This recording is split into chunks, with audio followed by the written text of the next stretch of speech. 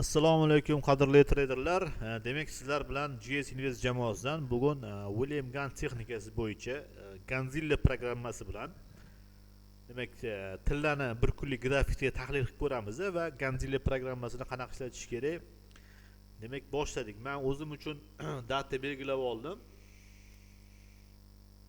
Demak mana bu data belgilab oldim va shu yerdan demak hozir boshlaymiz. Demak boshladik. Ganzilla programmasiga o'tamiz. Demak Ganzilla programmasida mana bu yerda datalar belgilangan. Demak shundan birma-bir hozir demak ko'rib chiqishni boshlaymiz. Demak birinchi data bizda demak 3-sana 6-chislo ekan. Buni demak qo'yib olamiz. 3-sana 6-chislo. Demak 06. Mana bitta data bor уже. Demak bu yerda ham уже разворотный zona ko'rib turibsizlar bo'lgan. D1 grafikda demak mana bozor razворотный zonadan tepaga harakatlanyapti-da va chisloga kelib o'sha chislodan demak pastga razворот bozor qarama qarshi tarafga ketgan. Demak reversal zonalar bular. Demak keyingi dataga o'tamiz. Keyingi data bizda demak 20.03-chisloda ekan. Demak 20.03-chislo.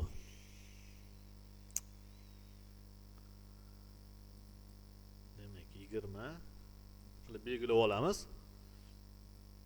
Mana bu yerda ham ko'ryapsizlar. Demak bozor tepaga ko'tarilgan va bozor ko'tarilgandan keyin demak reversal zonadan pastga demak atkat bo'lyapti. Davom etamiz. Keyingi zona bizda demak 4-sana 11-chisloda ekan. 4-sana 11-chislo. Demak 11. Mana bu yerda ham ko'ryapsizlar. Bozor demak konsolidatsiya holatidan kelib turib, demak pastga razворот bo'lgan. Demak 3 ta vaziyatni уже kuzatdik biz. Katta rezultat bu. Demak keyingisi demak 5-sana 11-chisloda ekan.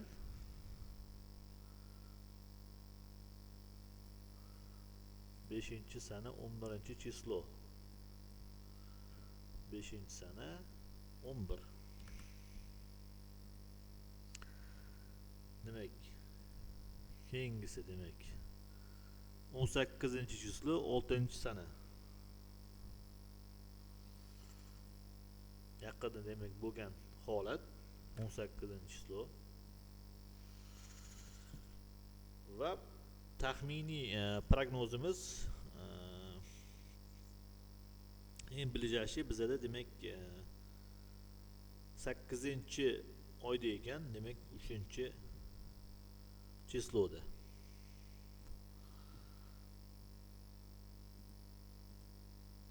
8-oy demak 3-sanada qo'yib olamiz. 3-sanani qo'yib olamiz. Demak ближайший разворотный zona bizda demak mana 8-chisloda demak joylashgan. Xo'p, endi bizda urovnylarni belgilaymiz. Endi urovnylarni belgilash uchun men o'zimga bitta urovень olaman. Demak men bittadan boshlay qolamiz. Demak 29.55.008 ekan. Ganzilla programmasiga o'tamiz. Demak 29 demak 29.55.448.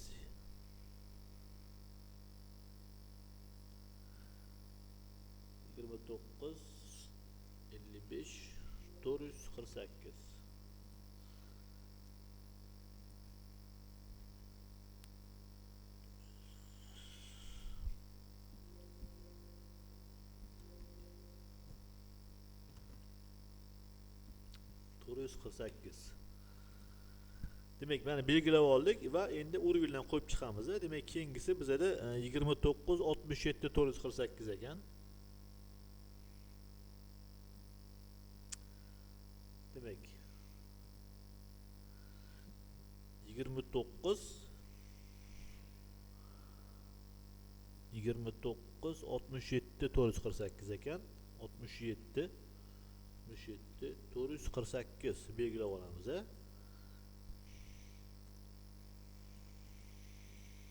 29 67 448. Mana bitta уровень bor, mana ko'ryapsizlar, reaksiya bo'lgan. Mana bu joyga ahamiyat berishingiz mumkin. Уровень сопротивления bu. Demak, keyingisiga o'tamiz. Keyingi level demak bizada через 1 tashlab ketamiz. Oradagi masofa yaxshiroq bo'lishi uchun. Demak 30 39 448 ekan.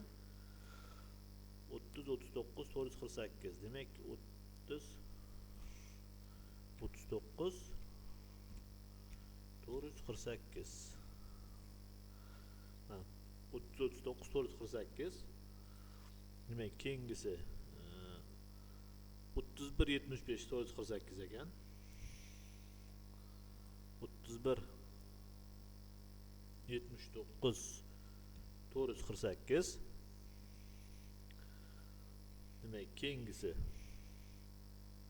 demek 33 75 448 ekan. 33 75 33 75 448. Evet, to есть 488 kechirasiz, 488. Va oxirgi urovnimiz bizada demak 34 99 448. 34 99 488. Mana ko'ryapsizlar qanaqa idealniy bozor kelgan, ko'rib turibsizlar. Mana nuqtaga ahamiyat beringlar. Ideal, demak bozor nima qilyapti bu yerda? Hozir men qisqacha tushuntirib o'tib ketaman. Demak biza razворотный zonalarni oldindan demak belgilab oldik. Demak mana bu yerda ham razворотный zonalar bor. O'ziga yarasha agar hammasini qo'yib chiqadigan bo'lsak, sal vaqt egallashi mumkin. Lekin bularni ham qo'ysa, bizada mana bu razворот точкалari hammasi ko'rinadi. Biza qisman demak belgilab oldik va bu yerda endi mohiyati nimada? Bizada demak уровеньlar bor. Уровеньdan demak уровеньga bozor boryapti. Demak mana bu yerda уровень правый bo'lyapti. Retestga to'g'ri kelmagan, sraz bozor keyingi levelga borgan. Bu yerdan правый bo'lib, sraz bozor keyingi levelga borgan va bu yerdan reaksiya demak orqaga bo'lgan. Va konsolidatsiya holati demak mana bu yerda ko'rib turibsizlar, bozor demak mana bu уровеньni 31 79 ola olmagan. Mana ko'ryapsizlar, likvid bilan demak qanaqadir likvidlarni yechgan va bozor keyingi уровеньga demak ketgan. Bu yerda ham demak правый bo'ldi, demak bozor reversal zonaga to'g'ri keldi, orqaga atkat bo'ldi. Mana bu yerda ham ko'rishingiz mumkin уровеньlar. Demak mana bu yerda ham bizada hammasini bizak demak qo'yganimiz yo'q. Mana bu yerda ham qanaqadir уровеньlar bo'lishi kerak. Agar buni ham qo'yadigan bo'lsak, hammasi demak ya'ni ko'rinadi. Nimaga masalan bu GAN sistemasini ko'pchilik masalan qo'llamasligi mumkin. Hozirgi kunda masalan qo'llaydigan treyderlar ham bor, lekin asosan ko'pchilik hozir boshqa strategiyalar bilan ishlashyapti. Bu GAN sistemasi umuman nima kerak? Bu GAN sistemasida долгосрочный, то есть uzoq muddatli bozorlarni qatki masalan taxminiy boradigan joyini demak taxmin qilsa bo'ladi. То есть D1 bir haftalik time frame'lar, H4 grafiklarda demak time frame'larda долгосрочный prognoz qilsa bo'ladi bozorni. Demak taxminan qatgacha borishi mumkin. Oldindan baribir hech narsani bilib bo'lmaydi. Taxmin ehtimollar nazariyasi bo'yicha shu GAN sistemasini ishlatsa bo'ladi. Demak, o'zi xususan William Gann Amerikaning eng kuchli treyderlaridan biri bo'lgan. O'zining vaqtida u eng kuchli masalan o'sha Wall Street jurnalida ham yozilgan $300 demak 10 kun ish mobaynida 10 kunning ichida $30,000 demak ko'targan, daromad qilgan. Demak o'shandan keyin Wall Streetda o'sha paytda eng kuchli treyderlar tan olishgan. o'sha gan o'zini kitoblarida ham hammasini yozgan. Demak, u shu sistemani qo'llagan. Bu faqat biz ko'rayotgan hozirgi holi bitta kvadrat bo'yicha. Undan tashqari Google'dan ishlatamiz va boshqa sistemalarni ham ishlatamiz.